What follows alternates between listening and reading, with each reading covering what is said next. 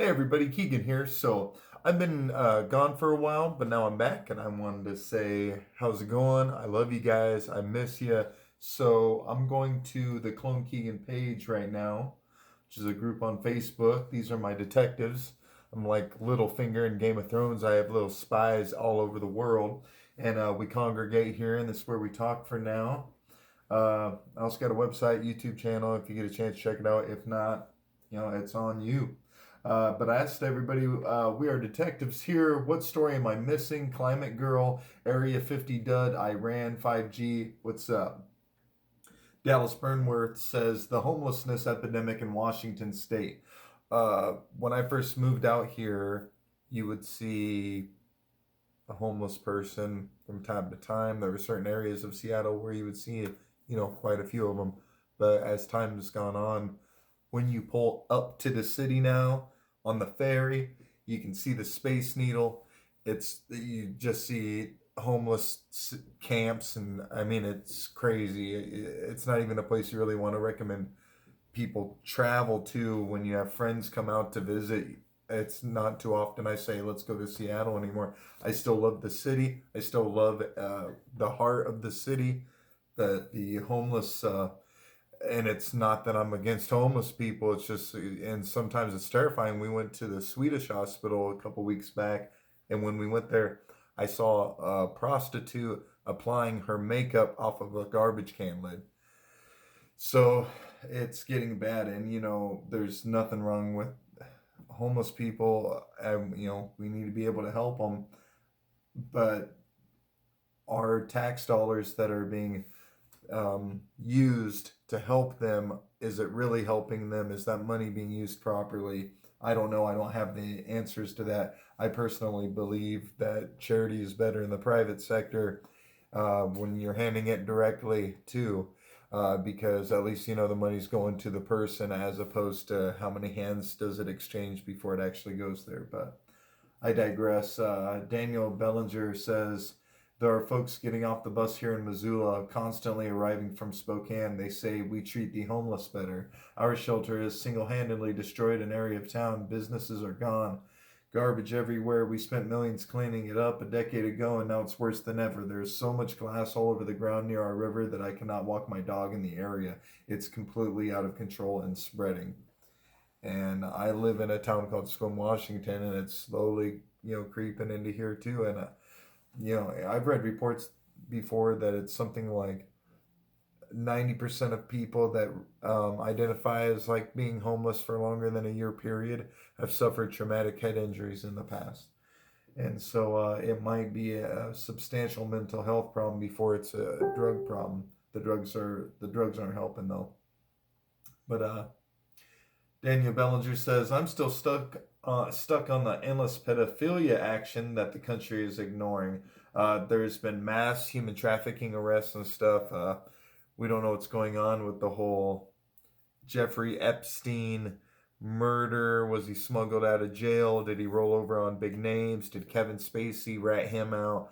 But hopefully from what we hear, there's a list of 1,000 names that are going to come out. But that, is that wishful thinking? But again, all this stuff that happened with Jeffrey Epstein at one time would have been wishful thinking, and it happened. So, uh, who knows? Richie Murphy, the Area 51 was a complete failure. I believe the elites wanted to see if they could activate 1 million people to overthrow something. Possibly that whole thing seems like a giant psyop. What I found interesting was that I saw footage of people at the actual gate of Area 51. I thought they were meeting at that perimeter, that invisible line with the sign that says deadly authorization, etc. And the Jeep drives up on the hill. I thought they were all going to meet there and cross that line at once, and then they would still have 80 miles, right? But instead, I was seeing live stream of what appeared to be people right at the base. The base, ironically, looked exactly like it did in Independence Day when all the RVs are pulling up to Area 51. That's what some of this footage from the live stream seemed. I'm like, did Google and like Google Maps, where people were just like following where Google was telling them to go, and they went to like a fake base? Because I don't think that people really went anywhere near the base. But there's live stream footage with like famous conspiracy YouTubers like like Luke Radowski from We Are Change. There were porn stars like Riley Reid all in front of Area 51 dancing and chanting and clap them cheeks. They were taking selfies with the guards. The whole thing is weird. I don't think anyone went anywhere near Area 51 during that. But I mean, I don't know. But I guess like Google Maps was even telling people when they were driving through central Nevada that the whole damn middle of Nevada just said Area 51 the whole time. And I don't know if that's true or not, but that's what I've heard. The whole thing's weird. Uh, Carolyn Carlson says, dude, mass casualty event being practiced in Seattle. I'm avoiding downtown in the U District after the mass shooting.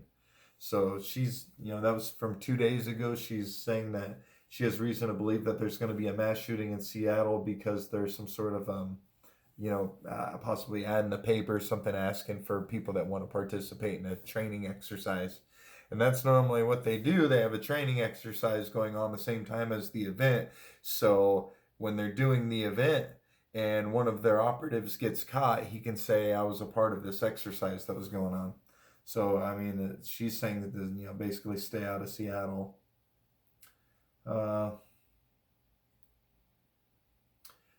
Bo Garrett Million says your burger may contain human and rat DNA. I can't remember.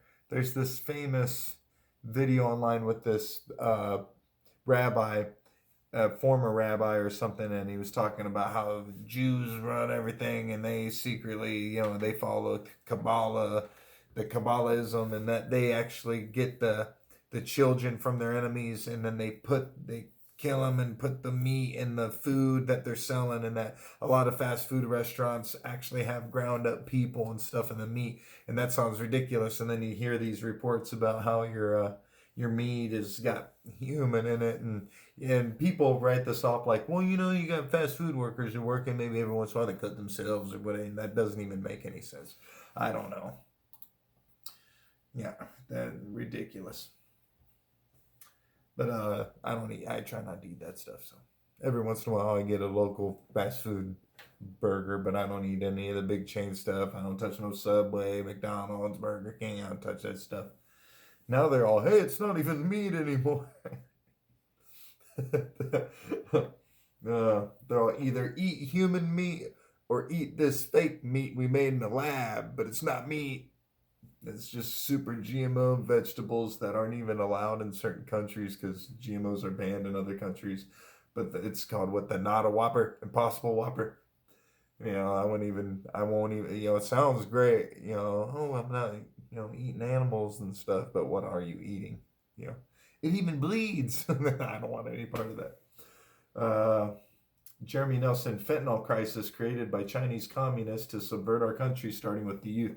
Oh, so there's a huge, so fentanyl, basically you can chop it up and you can slip it into any other kind of drug, and it's a way of cutting it, but it's super strong. So people that try to use their normal dosage of how they like to get higher, get that desired effect, they end up doing too much of this fentanyl and they can die from it. If you're not used to it, if you handle fentanyl, it can get into your bloodstream and stuff. You should always wear gloves if you're ever anywhere near it. Anyhow, so yeah, so he's saying, was it created by the Chinese communists to subvert our country, starting with the youth, get them all hooked on opiates? Dave Chappelle was talking about the opiate crisis is similar to the crack epidemic that happened in the 80s and 90s, and you could be right. I heard a guy one time saying that the whole hippies using marijuana so much was really a tactic by the Soviet Union to get Americans super doped up so they wouldn't pay attention to authority and stuff. Hey, who knows? Now marijuana seems weaponized. It's so strong and potent, and grandmas are smoking it. Little kids are using CBD oil and Rick Simpson oil to get rid of their cancer and stuff. It's weaponized marijuana seems to be a double-edged sword for sure. Josh Souza is talking about Kony 2012. Do you guys remember that? There was this guy named Joseph Kony. He was an African warlord in the 90s, and he would go into villages and he would make kids chop up their parents and stuff, and he would make young men join his little war unit, and he would have he would cut off young girls' noses and their lips and all this stuff, and he'd totally go in and traumatize and torture villages in Africa, and then he kind of disappeared. Well, then these kids from America went over and made this documentary called Coney 2012, and they talked about the victims and Joseph Kony and all this stuff. And they ended up making a lot of money, and none of the money ended up going to the victims of this terrible thing. And this video leaked on YouTube of the main guy. I can't remember his name, but he was drinking vodka out of a bottle with his buddies passing around. They were bragging about how much money they made and how, they were buying all this cool stuff with it. So what's interesting about that is they ended up going on CNN, and they had to talk about the money and where the money was going. And while I was watching this on, I had the DVR remote, and I'm watching it, and they start flashing like the all-seeing eye, or like, I don't know if you can see this here. Try to get a bigger image of it, but their logo was a pyramid. Hello. Several layers, and one of the layers being hollowed out, almost like, representation of the third eye. Oh, this was some of the symbolism they used, but let's see. I don't know if you can see it too well, but it's a triangle upside down. There's 4 parts to it, but the top part is hollow. So if this was flipped around, as above, so below, in occult symbolism, it would be the all-seeing eye. So their logo is the all-seeing eye. And so anyhow, I'm watching this, and they have this guy that's speaking on the behalf of the kid. Anytime where's the money going? This guy be all, let me answer that question. As I'm watching it, the guy, no shit, his pupils start blinking, and he starts shape-shifting. Like, I can see that he's a reptilian. I have a picture. I'll try posting it on the site sometime. But yeah, I have a picture. I took a picture of it. Super creepy. But so I record it and on my DVR, and my buddy shows up later that day. And I'm like, dude, you got to watch it. About Coney 2012? And he's like, oh, I don't know what he's talking about. So I show him the video, and he's looking at it, and he says, oh, is this one of those like shape-shifting YouTube videos? I said, no, man, this is the news. The guy says, oh, it looks like the guy's pupils are like doing this. I was like, he sees it too. So I'm not crazy, and I didn't need the glasses from They Live, and my friend saw it. I'll show you the picture. It's super weird. So anyhow, a week after that, the kid, he ended up going to San Diego, and he started whacking it on the street, and people in the daytime were taking pictures of him, and so the media talked all about it, and then they pulled the plug. You never heard about the Coney 2012 thing again. But Americans were like getting on the bandwagon, because this guy, he was like, you got to feel bad for these victims of Joseph Kony. Let's go into Africa and take him out, even though he hasn't been seen in 7 years. He's probably dead. And we were going to go in with AFRICON, and it was basically an excuse to get American troops into all these other African countries and stuff. And we'd probably start taking their natural resources, because Africa's got a bunch of really good stuff. So anyhow, yeah, the Coney 2012 thing, I could do a whole video just on that alone. But yeah, good call, Josh. Chainsaw, he's saying Ed Buck. So Ed Buck is this popular Democrat. Let me see here. Yeah, he basically had on three different occasions, he had like young black male prostitutes at his house, like overdose or something. It is completely incomprehensible to me that it took a third black gay man to be attacked and almost die to finally dissolve the unconscionable apathy that has allowed Ed Buck to continue. So yeah, Ed Buck, man. Oh, he was let me see, an American businessman, but he was a big-time Democratic donator, so he donated a lot of money, had a lot of fundraisers, and gave to the Democratic Party. The Republicans get caught with this kind of stuff, too, but yeah, this is definitely creepy and weird. And but it seems like the whole political system is ran off weird stuff like that. Just saw a wireless mouse at Walmart for sale with 5G in it. I mean, really, does a mouse need 5G? The same signal. So they're just, they're talking about, is 5G bad? And we could go back and forth on this. But if you don't believe that cell phone radiation is a harm, then it's not going to make any difference for me to sit here and try to explain how 5G may or may not be bad for you. If you're already like cell phones are totally safe, then kudos to you. We have so much other stuff that's killing us and poisoning us. It's just like, tack that one on as well. Uh, William Kidd says, I think it was about a year ago when we talked about the light at the top of the mountains. I saw it again tonight. Yeah, I totally believe that in between Sequim and Port Angeles, Washington, up Carlsberg Road is a underground military base. I've heard people say that helicopters are seen flying in and out of a hole that opens up in the side of the mountain.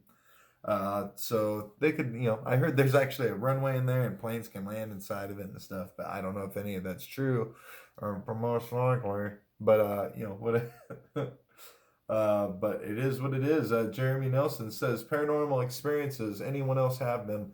I've seen ghosts and had issues with, astral projection leaving my body when I sleep and stuff ever since I was a little kid. I've worked at a couple places, ironically, that were down the road from one another. One was a coffee shop that had antiques in it. The other one was a bar that was right next door to a park that was at one point the cemetery for the town. And in both places, you'd see shadow people moving around. You would have bar stools scoot. I've heard children giggling. Other people heard it too. I've had shared experiences with customers in both places where something happened. Spoons flying across the room and stuff. So I definitely have had some paranormal stuff going on. I welcome you guys if you have any paranormal stories, any ghost stories, any apparitions, any psychic thoughts, predictions, whatever. Come to the Clone Keegan. You can talk about it. If there's any trolls, we try our best to boot them out. I try to let people have free speech and say what they want and think what they want. But trolling, is basically agitating or not bringing anything positive to the conversation. We're trying to learn and understand from one another. We're trying to be detectives and we're trying to solve the crimes of the Illuminati. We're trying to stop the Illuminati or at least expose them so they have to explain themselves, besides telling us what they're doing in movies and stuff, because the legend of the vampire having to be invited into your house, that comes from the secret societies. They have to let us know what they're doing. So all you have to do is watch these movies, read these comic books, read these fantasy novels, read this stuff, and read how the totalitarian, the authoritarian, the 1984, the Brave New World, the advancement in life extension technologies, genetics, the changing of money and power. Read how it's going on in fiction and nonfiction, because they have a rule that they have to let us know. We are ran by a small group of people. They get called all kinds of things: the Illuminati, the elite, the 1%ers, the 10%ers, the billionaires, the blah blah. These people, to play ball, they have to be in this little secret club. That's how it works. And you can link the Illuminati to every single freaking country that has a little bit of power. And if they don't have a little bit of power, they're controlled by a country that is ran by these secret societies. And these secret societies might be called different things in different places, but that's why I just straight up call them the Illuminati. They are a small few. They believe that they should be running things because their families have been doing it all this time. They believe that their blood is special. Maybe they come from angels. Maybe they come from, it's demons. Maybe they come from aliens. Maybe it's all just hogwash. But this is what they believe, and they write books talking about it. They do the little handshakes. They have the little symbols. They do the weird little stuff. Seeing that's according to the ADL. This is a racist hand sign now, according to the ADL. The ADL is the Anti-Defamation League. Why do they get to control what we think and what's racist? Why do they? Screw them. I don't care. I don't do that hand sign anyways, but there's only a few hand signs you really need to know, and I think you know what I'm saying. One between these fingers, buddy. But anyhow, don't let other people do your thinking for you. And I'm not saying believe what I'm saying. Just think for yourself, guys. And I love you. If you want to actually talk about stuff, hit us up on the Clone Keegan. Big things coming in store for you. In the meantime, don't roll your eyes at me.